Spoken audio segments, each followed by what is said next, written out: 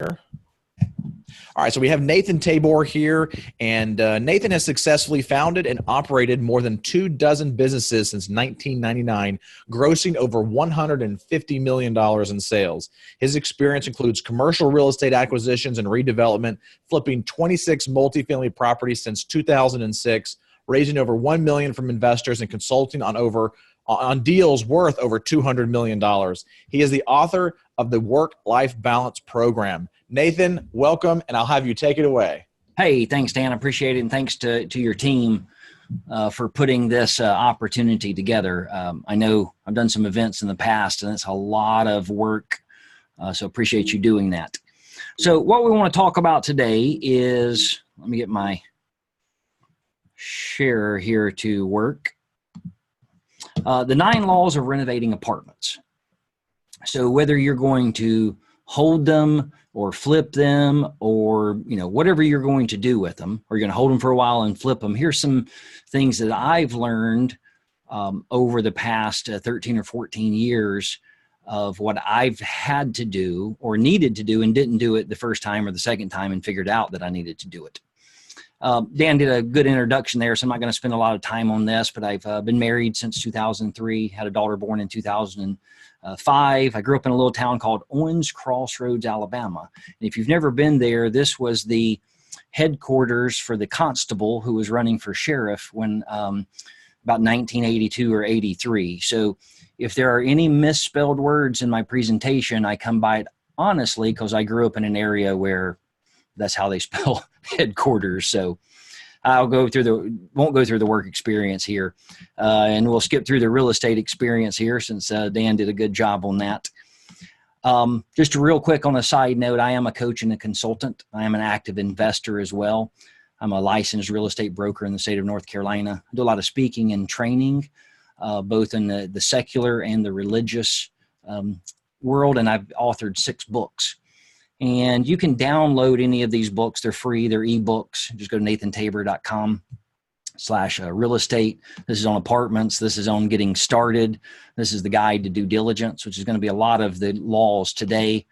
I do have a religious book, and not trying to offend anybody by any means, but if you're looking for some advice on dealing with pride and forgiveness and things like that, that's a great book there.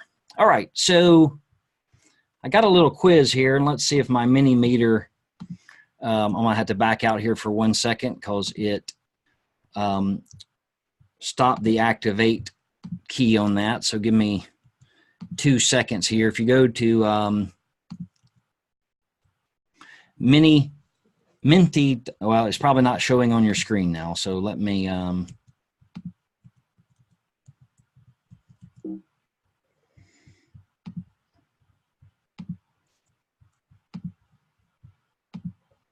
all right, so we're not going to be able to do the poll, but this is a pretty cool little guy here that if you ever use presentations, apparently does not like Zoom.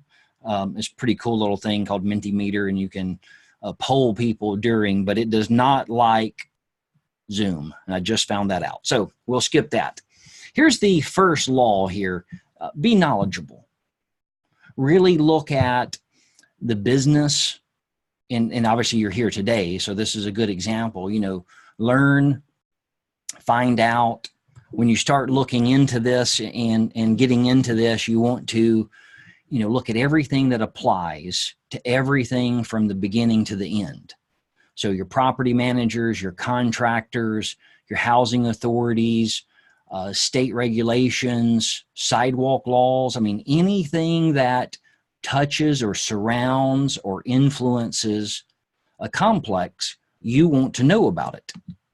Or, you want to find somebody who does. You also have that desire to control everything. And I've struggled with that over the years of, well, if I take the time to teach somebody else how to do it, I could just do it myself. And that's a true statement at times, but you also have to find, partners and vendors and contractors that you can trust at some point. So try to control that desire and, learn to delegate. This is a very critical one. It's a trait that I've had to learn, of being able to hand things over to people, giving them a task, but then not standing over them. Because if you give them the task and then you're just, hovering over top of them, are you doing this? Are you doing it right? You're going to impede their ability to do their job. You're also taking your time to check up on them. So you'd almost be better just to go ahead and do it yourself. And you're not ever going to learn anything. You're not ever going to learn everything about real estate. I mean, I've been involved in this for almost 14 years.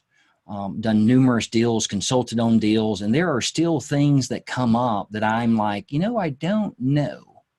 I'm not sure what that is. Well, this is one of those, two things we need to learn here. One is, I don't know. Dan doesn't know. There's no one in the industry that knows everything about real estate. So if you find somebody who does say they know everything, then tell them to run for office, right? Second is, it's okay to say you don't know. So if someone's asking you a question, if someone's picking your brain and you don't know the answer, what's the best thing to do when that happens? The best thing to do is say, I don't know, or I'm not sure, or, hey, that's a really good question. Let me find out. And here's why. If you don't do that, do you know what's going to happen? Have you ever been standing in front of that person when you've asked them a question and you know right from the moment that you finish the question that they have no idea what you're talking about, but they stand there and try to answer it? And they do a good job of pulling things out of the rabbit hat, but they're not the right answer. Well, that lays a grain of mistrust in that relationship, because if someone is willing to try to make up an answer about something they don't know, are they going to be honest with you when it's a question that really matters? Is that something you have to, think about? Like, are you better off, being, which I don't consider to be embarrassing, but most people would say, well, it's embarrassing not to know, but would you be better off just to say, I don't know, than to let someone think that you're not a trustworthy person?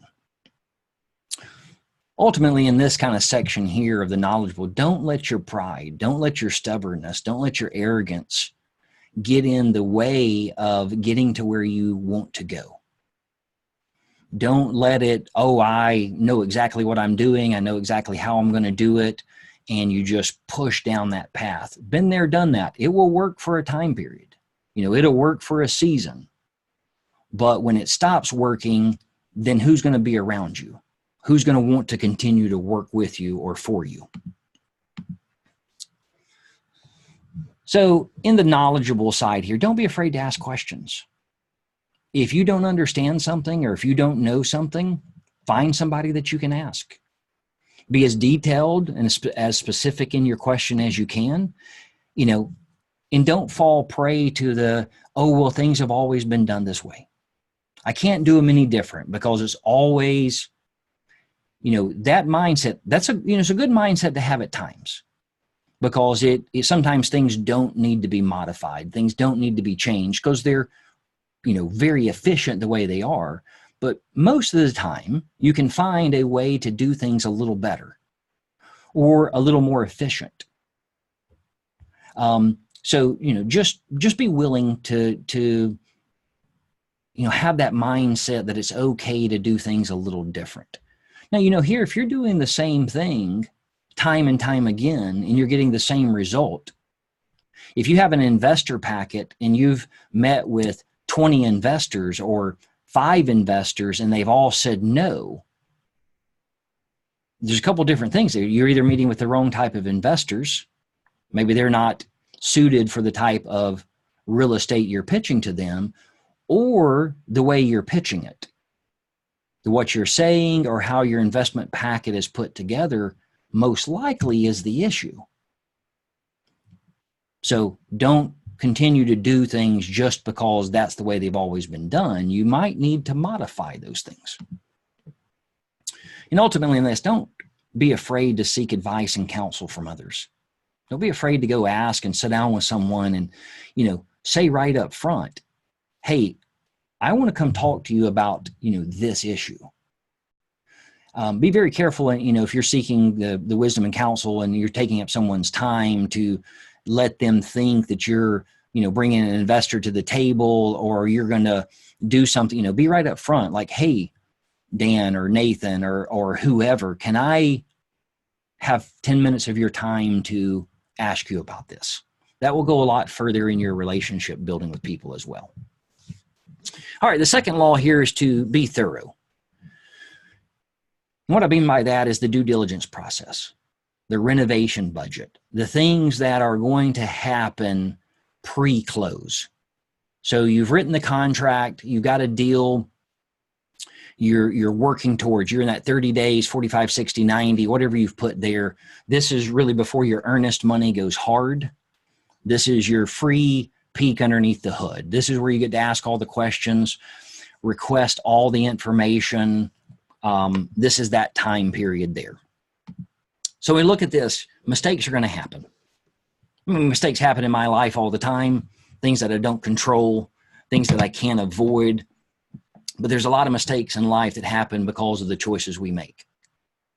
And this is one of those areas that if you make the choice not to do the due diligence process properly, or not to do the renovation budget properly, then don't be surprised when there are issues. When something happens and you have to put more money in, or you have to spend more time, or the units don't get leased up as fast, or you don't turn them, you don't flip it, or you don't get your, construction note or your short-term bank note, you're not able to put a non-recourse note in. Things are going to happen. And that's just called life, right?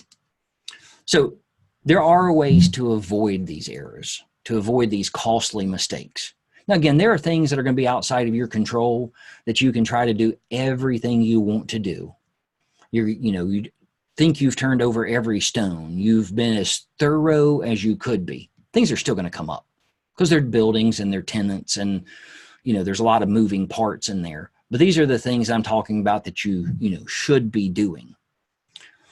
So you got to take the time to do your homework, and you got to take the time to really dig in, because if you don't, this is where you'll pay for it. And so my background in the real estate world and my personal investing and my personal real estate has been buying, highly deferred maintenance, high occupancy issues, complexes that probably could be pushed down with a bulldozer if you really got into it, but the repairs are cosmetic. Windows, so, roofs, there's some mechanical stuff, HVAC, plumbing, hot water heaters, but there's, a lot of homework to be done on those deals. There's a lot of things that's got to be put into.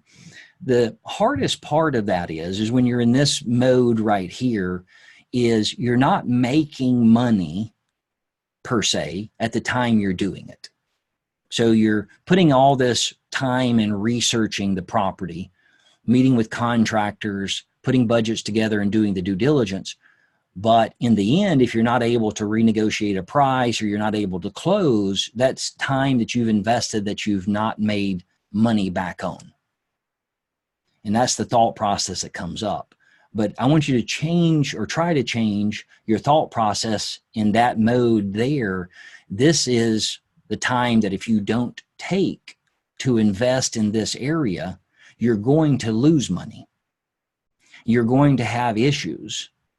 And then you're going to have to figure out how to, come up with that money to cover it. So I like the old saying of, you make money not when you sell a property, but you make money when you buy a property. Just recently, I spoke with a gentleman out in the Chicago area. He'd bought an 8-unit complex.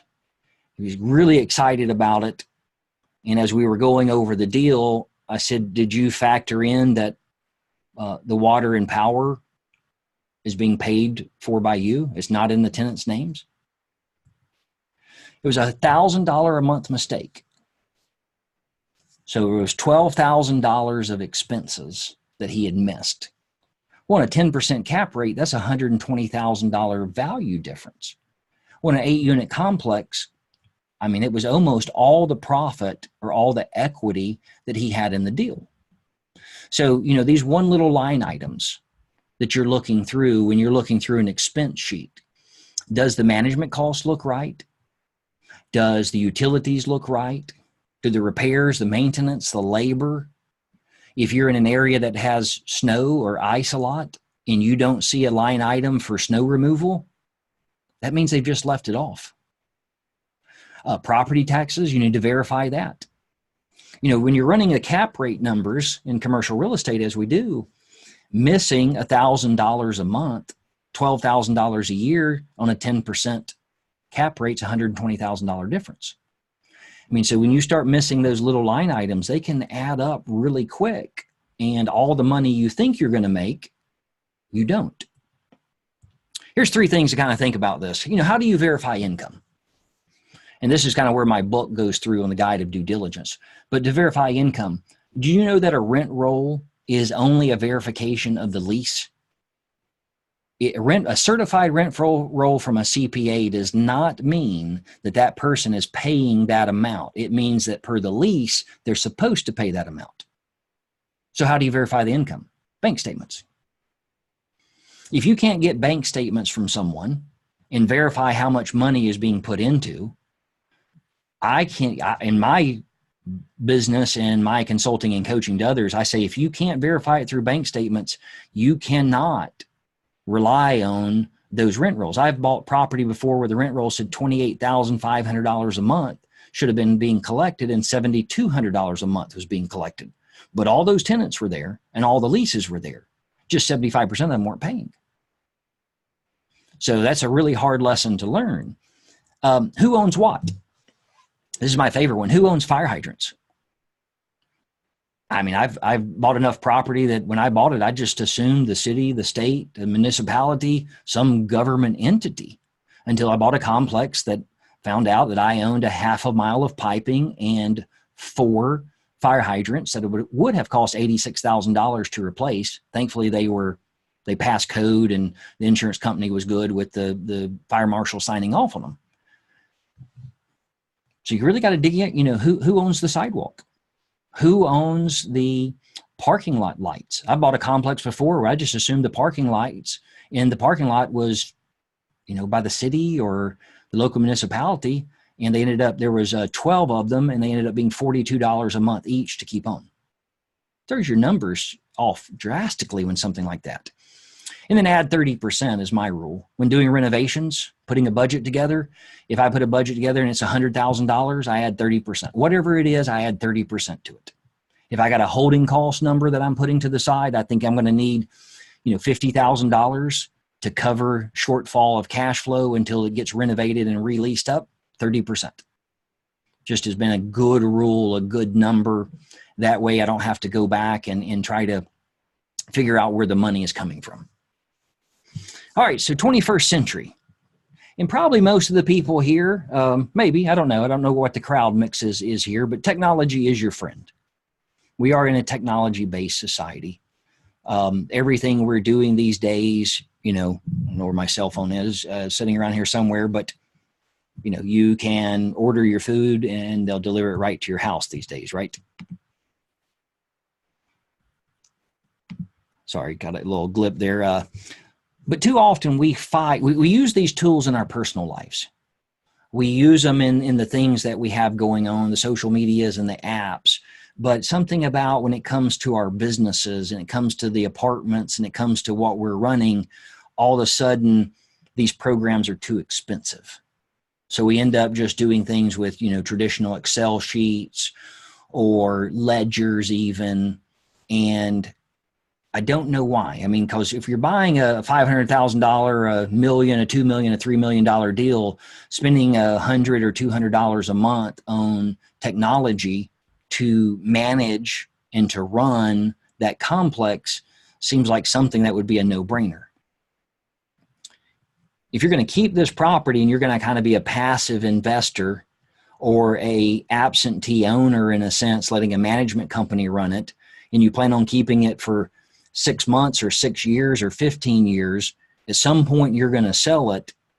It's better to have all those financials in an electronic form So when you're having to produce profit and loss and you're having to produce information for a potential buyer, that it's professional and it's all together and it's all in one area, the money that you spend up front on these programs, you will get it back in the end because of the reports you'll be able to put together. You also save yourself a lot of time and stress and headache over trying to figure out where your complex is and what's going on. Because if you're always waiting for a management company to send you over reports, you need to be able to just log into either on your phone or your computer and check things in real-time status. You know, there's amazing programs out there. If you don't know of any, you can Google them. You can reach out to, I'm sure, to Dan or myself or someone and just say, hey, what do you recommend out there? From posting ads across the internet, doing your tenant information, tenants being able to apply, put all their information, all their employment history, all of that just going into one portal so it's in one place. It's a really cool way to, run your complex.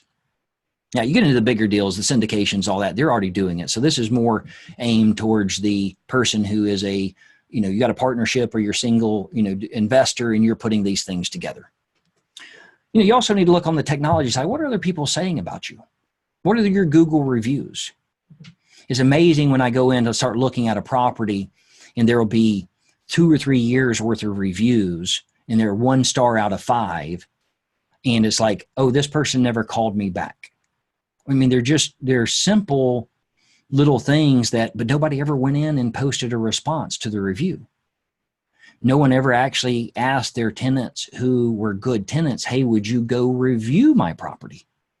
So you need to see what other people are saying, but you also need to be proactive in getting others, because we know today from the technology, before somebody moves somewhere into an apartment, before somebody goes to a church, before somebody eats at a restaurant, the likelihood of them going online and doing some research about where they're going to go is highly likely.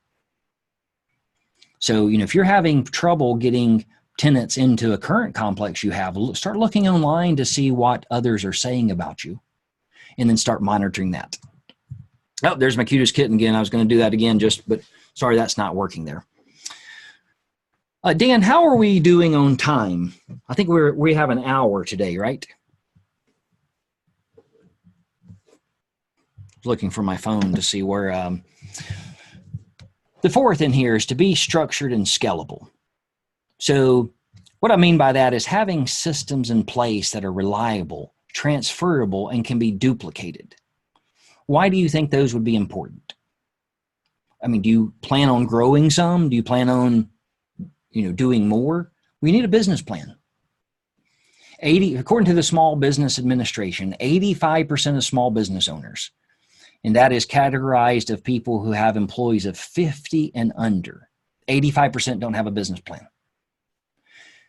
Think about this. The last time you went on a trip, business trip, vacation, somewhere outside of your normal path, did you just drive to the airport and say, hey, here's my family, there's 4 of us total, we want to get on a flight to the Caribbean? Well, they might be able to get you on the flight, but then you're going to pay more. And then you get there and you don't know what hotel you're going to stay in. So then you have to drive around in a taxi or an Uber, would you do that? Would you just go and take a trip randomly without planning it out? No, you could. I mean, you could do a trip like that, but most people want to plan their trip. Then why aren't you planning your business? Why aren't you writing out your plan, your business plan, your marketing plan, your investment packet, your maintenance plan? I mean, employee plan, employee handbook, whatever you're doing. And it could be 1 page, it could be 2 page. It doesn't have to be a 100-page manual, but it should be something in place as when you go from the one complex, 10 units or 100 units, to double that, you should be able to have that in there. You should be able to duplicate it, show it to others. This is one thing that I learned the hard way. I started out, I did an 18 unit, I did a 12 unit, and in 8.5 months, I flipped it, made $223,000. I went and did another 24 unit.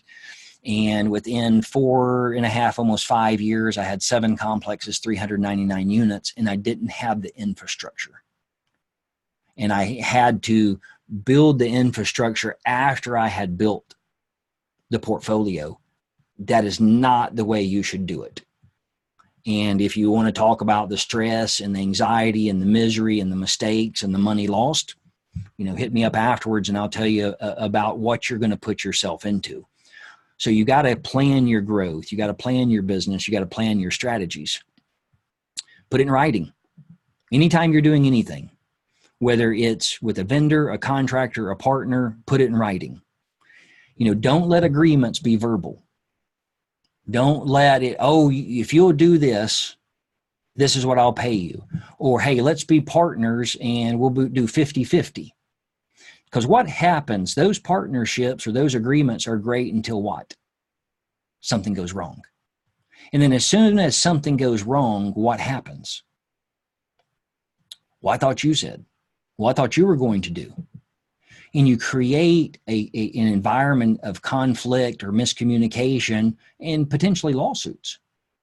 So why not just go ahead and do it up front? I've been there and done that. And this is a lesson I learned of not doing it, because something that would have cost me $500 or $1,000 up front with an attorney ended up costing me $10,000 or $15,000, $20,000 in legal fees to defend.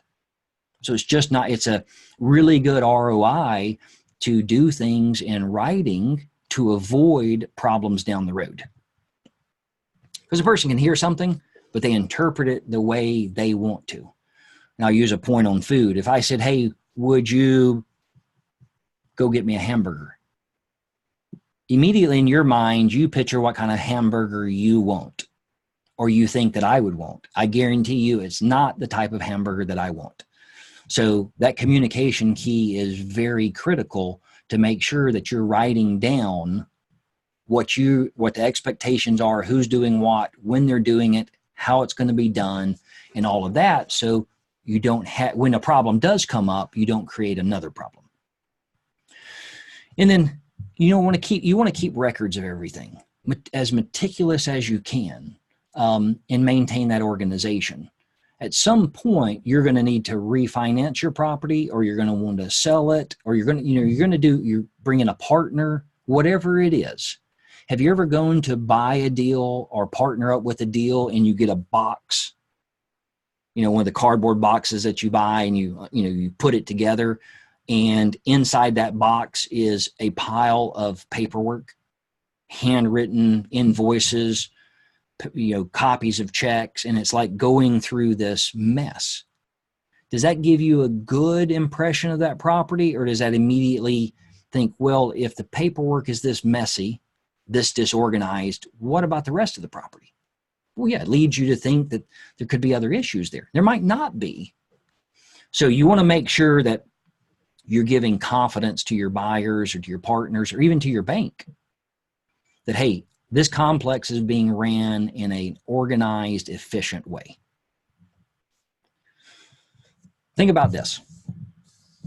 As you look at how you're doing things, it takes as much time, now not renovation time, but planning, talking to investors, talking to banks. It takes as much time to do a 10-unit complex as it does a 100-unit complex.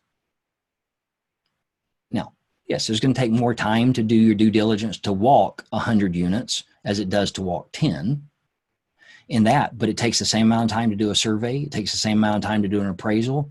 It takes the same amount of time for the bank to get the closing docs together. It takes all the same time. So as you're scaling your business, you need to have all of these things in place. So as you grow and as you expand, you're not always having to play catch up back here. Because when you start down this road, and everybody that's probably in here, you're either getting started or you're wanting to grow. Just do it right from the beginning. Don't think small, dream big, as we hear, but don't just dream about it. Put in the plans, put in the nuts and bolts. Take that time that you feel like, oh, I'm not making any money off of this here. But that is where you're going to make your money, is in your planning and in your organization and in your due diligence and in your budgets and all of that. That's the infrastructure you have to have if you want to sustain a business that you're going to grow in real estate and continue to make money and then continue to make money. Our fifth point here is to be involved, to know your business. Really know what you've got going on. This is one that can be tough for some people, depending on where you're coming from and how you're doing it. Are you doing it full time? Are you doing it part time? But it's definitely not a hobby.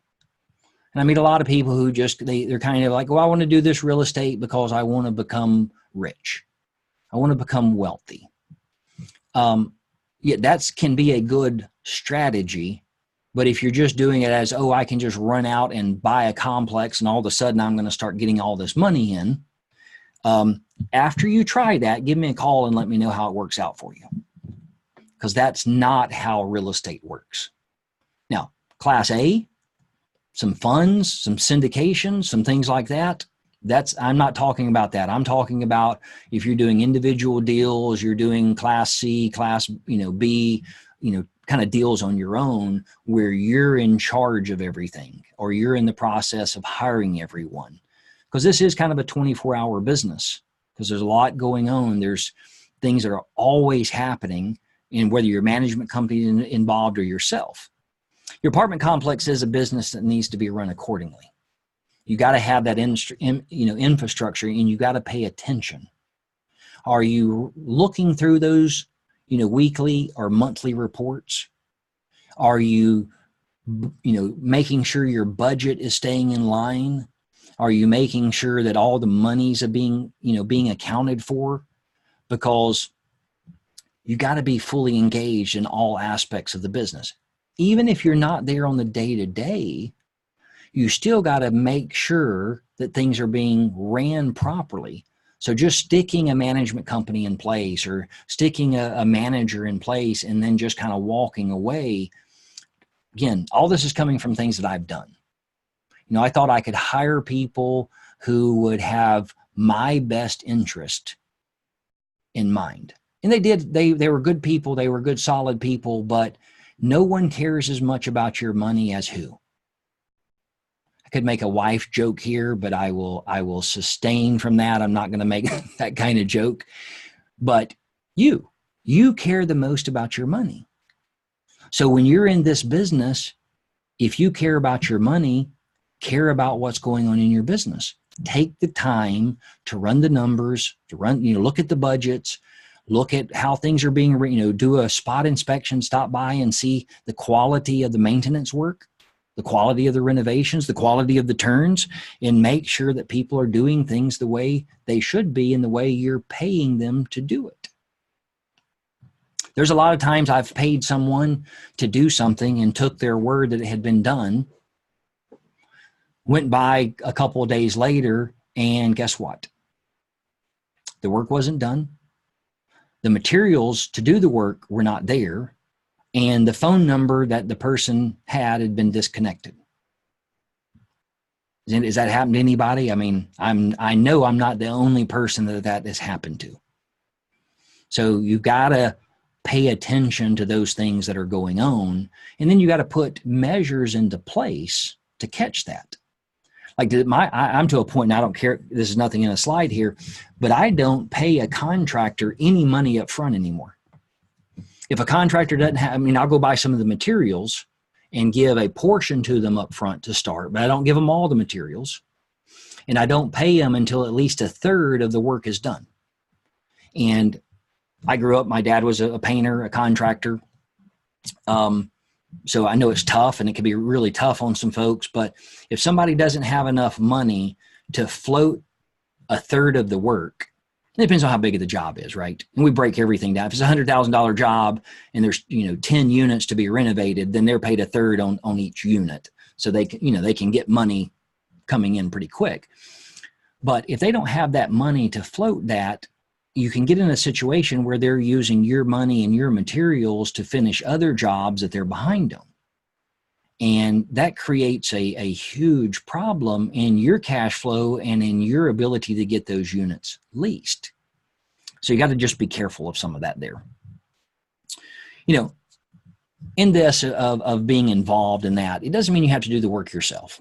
You don't have to go get a belt and buy a saw and a hammer and knee pads to start doing it. But it does mean you got to know what's going on. And just trusting someone else to give you that, I mean, just from personal experience, it doesn't work. And as you grow and expand, you're going to have that trusted people. We talked a little bit earlier about having your hands around everything, being involved in everything. There's only so many hours in a day. There's only so many days in a week. And if you want to have a life, if you want to have some work-life balance, you got to be able to put people into place that you can delegate, work to them and trust them, but then don't just leave them out there by themselves. Check in on them, make sure that things are being done the way they should be.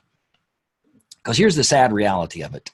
There are a lot of good, honest, moral people in our world today that if you dropped $100 bill out of your pocket, you see those videos on Facebook and others where they walk by the homeless person and they drop a wad of money and the homeless person gets up, grabs it and runs over and pokes the person on the shoulder and gives them back the money. Most people are like that. But having been in business for myself, have numerous companies and sales, I've had people who I thought would have never stolen from me, wouldn't have taken a dime from me, embezzled tens of hundreds of thousands of dollars. And I didn't see it coming. I didn't think about it. I hadn't put any safeguards in place. But money does funny things to people.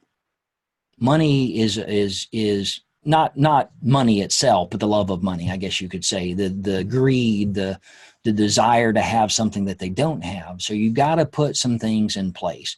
Materials, I've had people walk off with 3 or 4 sets of cabinets and go back to Lowe's hardware and return them. Now, Lowe's stopped giving back cash a number of years ago, but they give gift cards. Well, people, I guess they didn't think about that Lowe's records all of that. If you ever return anything to Lowe's, take your driver's license. They have a video of it. And over almost 14 years now, I've had 22 contractors or workers for contractors arrested for returning more than $500, which is a felony in North Carolina, more than $500 worth of materials back to Lowe's.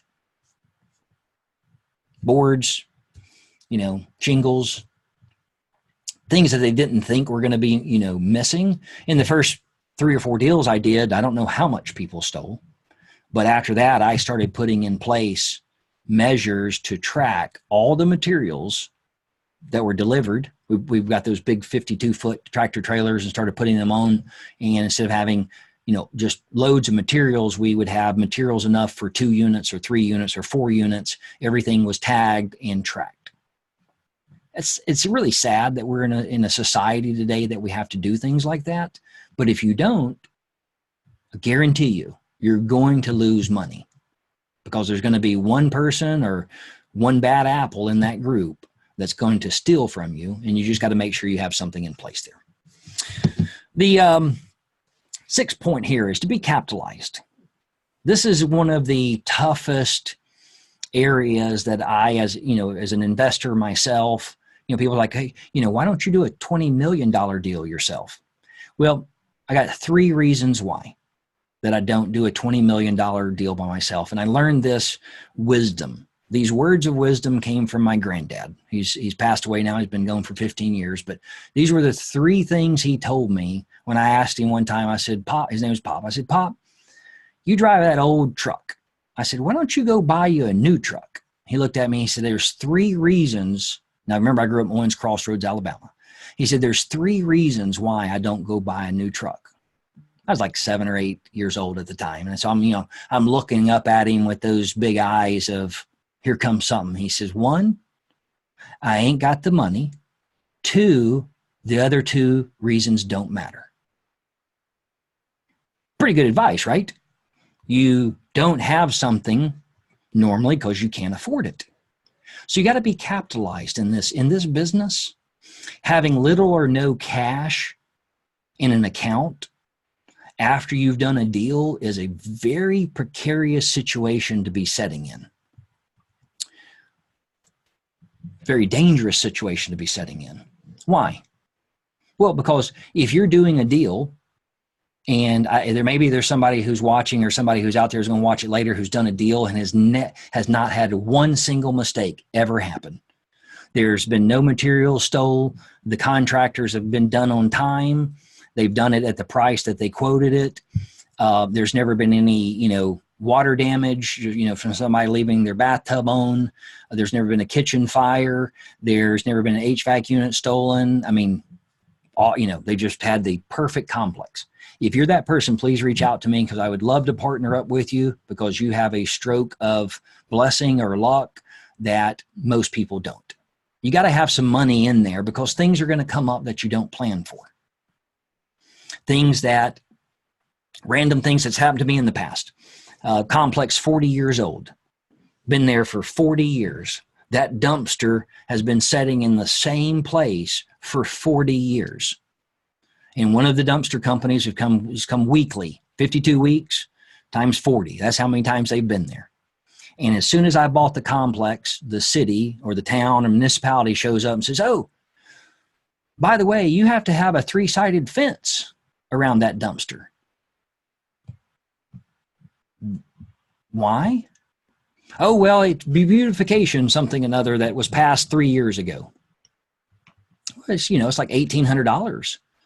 Got to drill, you got to dig the footings and put it up and do all of that. And it's, I did my due diligence. Now I've got to the point, those were one of the things I asked, like, hey, do you require fencing around your dumpsters? But at the time, had I not had that extra money, I would have been in trouble. And you got to have that. You got to have that money sitting around there because a bathroom floor is going to be rotten that you missed. There's going to be some sewer pipe issue. I bought a complex before and everything was running great. And I don't know how we missed it, but there were roots growing through the sewer system. There's going to be an electrical issue. There's going to be things that's going to happen that happen at the moment you close, or things that you didn't catch during your due diligence. So I like to call it my rainy day fund. That's that 30%. Stuff that you miss, things that you don't catch, or things that happen right after you close, or 6 months after you close. So you got to be capitalized in that. Here's why. Well, one, personally, for your stress, your anxiety, your quality of life, money can be, lack thereof can be very stressful. So going back to your bank or going back to the investors and saying, hey, I don't have enough money. Because ultimately what you're saying is I missed my budget. I didn't plan accordingly. You can say it however you want to, but this is what they're going to be thinking. Something that whether it's your fault or not, you're the one who brought this deal together. You're the one who brought everybody to the table, and you're the one who told everybody you were the expert, or you knew what you were doing, or throw all those phrases and adjectives you want into it. Now you're going back to them and telling them that you need more money. What do you think they're going to think? If any of you have kids and they come to you and say, hey, I need $50 for this, and then the next day they come back and say, oh, well, it's an extra 25, whatever it may be, there's like, how did you miss that? Well, the bank's going to think the same thing. The investor is going to think the same thing. What happens if they say no? Which they most likely will. Banks already, they've already done their appraisal and they've lent their 80% on the appraised value. They're most likely going to say, good luck. Don't miss your mortgage payment. And what do you think they're going to do on the next deal you bring them? You weather the storm, you get through it. What kind of a perception have you given to them now? The perception you've given them is you don't know what you're doing. Which, again, going back to that, you're not going to know everything about real estate because you can't. But on this here, on the funding side, on being capitalized, this is something that is very critical and very important, that if you're going into a deal And your numbers are so tight that if just one little thing goes wrong, your numbers are out of whack. Whether you take anything else I say during this or not, walk from that deal, because something is going to crack. Something is going to go wrong. And if you're so close to the numbers that you can't cover that, and you don't have a trust fund account, or you don't personally have the money to cover it, don't do the deal. It's my personal advice. All right, number 7, and we're getting close to the end here, and we'll take some questions. Be unshakable. Get ready that people are going to cause issues. Don't let it rock you. Don't let it, it's going to be frustrating, but don't let it change you. Don't let it callous you, because this is an industry where you're dealing with moving parts. You're dealing with people. Think about this. Does a property ever really cost you money? I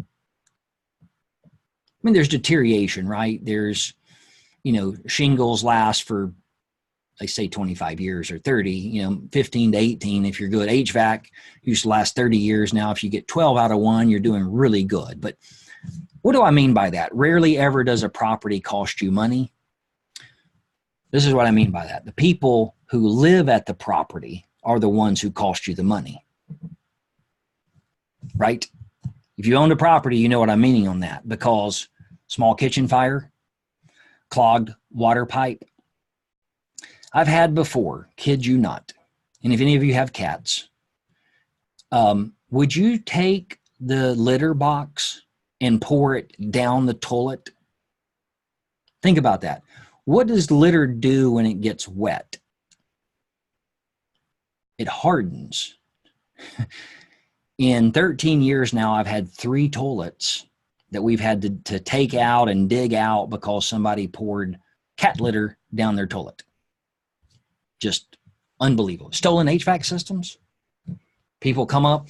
I had one complex that between the building and the HVAC unit, it was about 18 or 24 inches.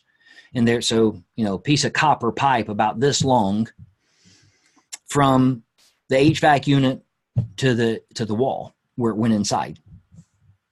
And after the 3rd time of replacing it, so somebody was coming up and cutting, it might get $2 worth of copper there, taking it somewhere and selling it. So we put a little sign up, kind of being funny, but serious, and put a $5 bill in it and said, please don't cut this, because every time they cut it, it was costing me about $250 to replace it. Please don't cut this, take the $5.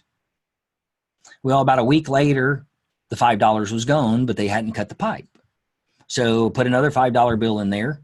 And about a week later, came back and the pipe was cut and the $5 bill was gone. So, people out there are going to do things to your complex that you're just going to have to plan for and be able to handle it. The issue with a lot of these little smaller things like this is your insurance deductible is going to be more than what it costs to fix. And that's just the downside of it. So it's usually you got to pay for those things out of your pocket, which that comes to the rainy day fund and being capitalized in knowing that these things are going to happen somewhere down the road. And this doesn't really matter how, if class A, B, or C, these things are going to happen because people do things to complexes. And if you aren't prepared, this is going to cause, financial stress, emotional stress. It's going to cause issues in your personal life and your professional life. All right, number 8, be prosperous. Make money, but do it the right way. This is something that is very near and dear to my heart, of doing things the right way, because the reward is worth the risk. And there's risk in real estate. The closer you get to the class A, the less the risk because of the tenant base and the property that you're buying, but there is risk in the real estate. And I like to refer to it as the law of, following the law of order. And we'll go through this, but to use this example, it's the way you do things. When you get dressed in the morning, do you put your underwear on the outside of your pants? Well, as you know, there's some people out there who do, right? But that's normally not the way you're supposed to do it. You put your shirt on and then you put your coat on. You don't put your coat on and then put your shirt on. So when you're doing real estate, do the things the way they're supposed to be done, and you'll get the results you want. If you do the things the wrong way, you'll fail. And if you do them the wrong way and you succeed, you're successful, can you duplicate that model? No, because you really don't know how you did it. And the way you did it, you really shouldn't be doing it that way, because at some point it's not going to work. But it takes the same amount of time. It normally takes less time and less effort, because you're not having to go back and correct things and fix things. So think about that way. If you do things right the first time, do you normally have to go back and correct them? No. But if you don't do them right the first time, then you have to go back and correct them. So doing the right thing the right way, doing things the right way takes longer sometimes. Normally it doesn't. And it takes more dedications, but the reward is worth the time. It is worth the effort in doing it that way. So just so you know, from my perspective here as a coach and consultant, my interest is helping people make money, avoid headaches, bring as much objectivity to the table as possible, and helping people in their work-life balance. Because when you're making that financial commitment, you need to make sure you've addressed all the pros and cons. You need to make sure that you know the A to the Z of what real estate. You need to make sure you know those laws going in, so you know how to do things. And I don't get to do the Cutest Kitten Award goes to, it's my Cutest Kitten that I like is the third image there. My wife's favorite is image number 1. So that's pretty cool. Check out that mini meter. They have a free program there. They have a paid program too, but they have a free program that can help you out there. All right. Law number 9, be honest. There's no amount of money, in my opinion, that's worth risking or putting your integrity to the side for.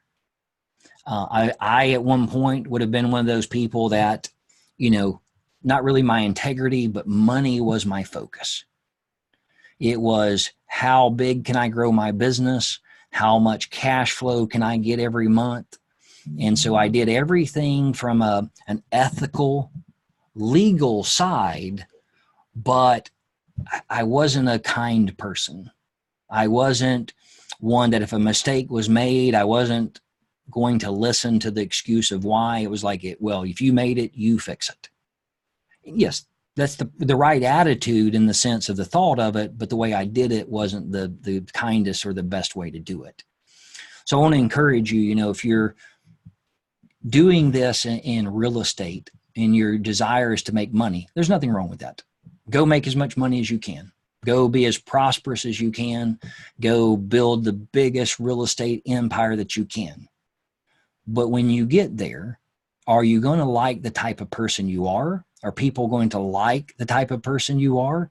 Have you spent time with the people you love? Have you spent time on your health? Can you enjoy? I see cases all the time of people. I go to the gym, I work out quite a bit.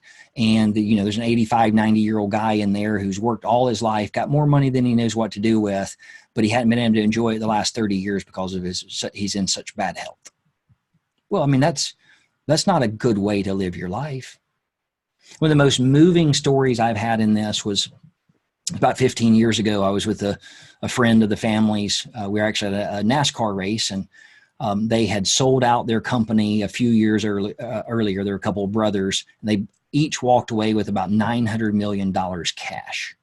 It's a lot of money. And he was in his early 50s. And so I'm thinking, I'm going to ask him this, really wise question, get some good advice here. What would you do if you had it to do all over again? Like, what was the key here? Like, what do you see back? And he turned to me, remember like it was yesterday, and started to get a little tear running down his cheek. And he said, got more money than I know what to do with. My kids are in their middle of teenage years. And he said, they both have a trust account over $100 million, but I don't know them. He said, if I had to do it all over again, I'd spend time with my family. I mean, that's pretty powerful. I mean, now he had all this money. I'm sure he, there was some comfort there in that, but he got there and his kids didn't know him. That's not a way you want to do. All right. Wrapping up here, integrity, the quality of being honest and having strong moral principles. Pretty straightforward. Listen to your gut. If you feel like something's wrong in a deal or something's not right there, or there's a red flag and you look over it because you see how much money you can make, guarantee you, promise you, 100% guarantee, at some point you're going to regret not listening to your gut.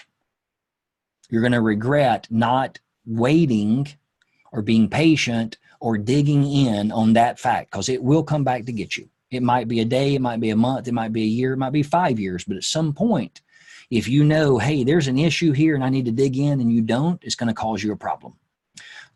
Don't hesitate to go seek advice and counsel from others. Hey, I've got this deal. I think it looks great. What do you think? Or, hey, I've got this deal and I've got these 2 things that are bothering me. What do you think I should do? How should I address them? If you don't do that, you don't go through that process, don't be surprised if you miss something. And then ultimately, don't focus on the money. Focus on the deal. Focus on the due diligence. Focus on the budget. Focus on how you're going to get the work done. Can you do the project? Can you do it right? Focus on that part. And then if you can do that, the money will come.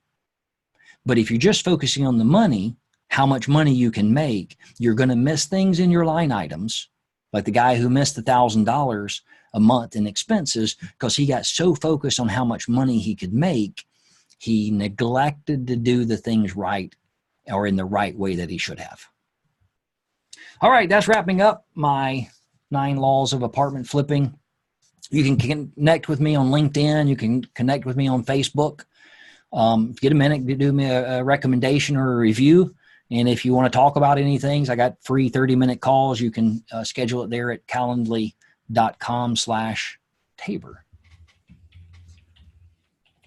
Thank you so much here, Nathan. I'm typing in real quick your little label or link there so that people who are on here want to go there and schedule a call to kind of further the conversation. They can do that as well. And, if anybody is thinking about something right now and they have a question and, they want to go ahead and ask it, they can go ahead and do that. I know sometimes people have questions that are a little bit more personal, so it's great to have that link there that they can jump on a call with you and kind of further that afterwards as well. On your picture here, it says you're Stacy. You're on my end. Are you in her account or is that your account? No, I'm actually on mine. So if you look at the video, it should say my name on. Oh, okay. Yeah, I see that now. Yeah, it did it long ways on me there now. I know sometimes depending on who's talking and stuff like that and kind of how your setup is, it'll switch the names around and kind of make it look into it. So she's on each one of these sessions and she's the one that kind of manages on the back end, making sure that we're recording like we're supposed to and making sure that the break PowerPoints go up and stuff like that too. Yeah. So. I mean, you've been doing this for a long time. Is it not crazy how much you can run into, like with the fencing around a dumpster that hadn't been there for 40 years, and all of a sudden when you buy it, all of a sudden they want you to do it? Yep. And then somebody complains and it happens. And, one of the other things that I think that a lot of people should start to look at on properties in general is we always kind of focus on value add properties where there are opportunities for us to increase the rents. We're increasing the income. But what a lot of people don't understand is that you also have the same opportunity and sometimes a better opportunity by looking at the expenses and figuring out how can you reduce expenses. Because there's 2 ways to increase that net operating income: increase income or reduce expenses, or do both, right? Yeah. And we had a property recently where we had it's a dumpster story, which made me think about it. And we were spending $60 a month for the dumpsters. Well, what we found, and we had 4 of them, and what we found out is that the city actually already pays for in our taxes. It pays for those trash pickups, and so what we were paying $60 a month for was the actual renting of the dumpster. And we realized that we could actually rent the same dumpster and increase the pickup, but we could rent the dumpsters from the city for $30 a month. Yeah. And we could actually reduce it from 4 dumpsters to 2 dumpsters because all we had to do was increase the frequency of pickup. So you increased it by 1 extra pickup a week and reduced it from 4 dumpsters to 2 and went from $60 a month per dumpster down to $60. Yeah, $60 for 2 dumpsters, and that was it. So you went from $240 to $60, so you saved $180 a month. One phone call. One phone call. Yeah. And again, you look at that and go, oh, it was $180 a month. That's not a lot, but every little thing like that did you find does add up. I mean, we found even more where we were paying $360 a month on a TV for the leasing office, and they didn't even have a TV, but they was still the property was still paying for a TV service. They were paying for internet, and they were paying for 4 phone lines. And we switched them over to a different plan, made 1 phone call. They actually dropped the internet price down, and it doubled our speed, even though it dropped the price down. But they had just never called and talked to them about it before. So they were on some old plan, and we ended up paying $130 a month and switched the property over to voice over IP. And so we saved additional money right there. So all of those little small 100 here, 200 here, 50 here, all add up over time. And when you start to figure out what it does to your actual value of your property based on the cap rates in that market, it's phenomenal. Oh yeah, it's amazing how much money you can save just on those little things. Mm-hmm. Just going through and looking at, and on that rent thing, one thing I've seen with a lot of people, we can take these rents from 600 to 800, but they don't ever go in and see what the market can hold. Mm-hmm. So everything in that, block radius or half mile or mile, depending on where it's located, they're renting for $550 to $600, and somebody thinks, oh, if we come in and renovate them, we can rent them for $800. They get them renovated and they don't rent because that area can't afford the $800. Because you're going to pay $800, you can go down the road and get a nicer area for $800 that has a swimming pool. And then the other thing that they do too with those is that when they renovate, they a lot of times renovate based on what they would want to live in. And yes. You have to renovate based on the market. Yep. And it took me a long time. I was probably doing this, Dan, for about 5 years before I really got to the mindset that this is not just, it is an investment, and it is real estate, and it is a business. But when I started doing the renovations and started doing all the things I was doing from this is someone's home, it didn't cost me any more money. It actually made me more money. It took more stress out of my life when I started looking at this as not just pure numbers, but how do we do the renovations that's the best for the tenant as well? How do we do the landscaping by adding just, an extra $20 a month to put flowers out front by the sign?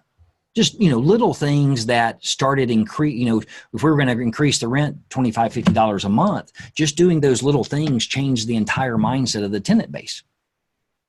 And when you start to make those changes, it like you said, it changes the mindset of those tenants, and it also makes them feel better about where they are, which is why they're willing to pay a little bit more, because people want to feel good about where they are. And when they invite people over, they also want to look good too.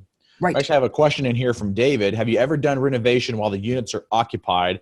And how do you handle the tenants living during that reno period?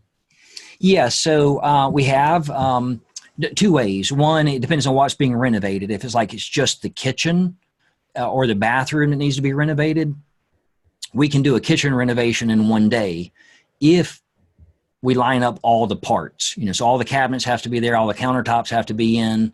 And so you can go in 1 day and renovate that, or you can go in 1 day and renovate a bathroom.